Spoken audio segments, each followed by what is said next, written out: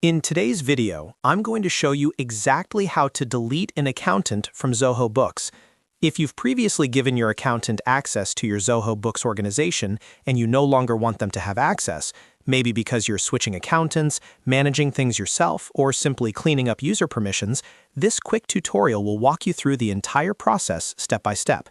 The good news is that Zoho Books makes this very simple, and you can remove access in less than a minute once you know where the setting is located.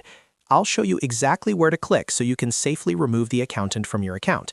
And if you find this video helpful at any point, make sure to hit the like button and subscribe to the channel for more simple software tutorials just like this.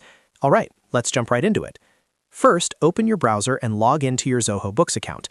Once you're inside your Zoho Books dashboard, look toward the top right corner of the screen. You'll see a small gear icon. This is the Settings menu, and this is where you manage users, preferences, integrations, and other important configuration options for your Zoho Books organization. Go ahead and click on that gear icon to open the Settings panel. After the Settings page loads, look through the options until you find the section labeled Users and Roles. This section is where you control who has access to your Zoho Books account and what permissions each user has.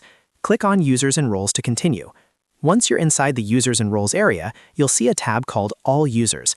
This tab displays everyone who currently has access to your Zoho Books organization, including admins, staff members, and accountants. Click on the All Users tab so you can view the complete list of users connected to your account. Now scroll through the list until you find the accountant you want to remove. When you locate their name, move your mouse cursor over their row in the list. As you hover over the row, additional options will appear on the right side of that user entry. Next, look for the More icon. This usually appears as 3 small dots. Click on those 3 dots to open the action menu for that specific user. In the drop-down menu that appears, you'll see several options related to that user's access and status. The option we want is called Mark as Inactive. Go ahead and click Mark as Inactive. What this does is remove the accountant's active access to your Zoho Books organization. They will no longer be able to log in or access your financial data through your account. Zoho Books uses the inactive status instead of permanently deleting users. This helps keep your historical records intact, which is important for accounting and audit purposes.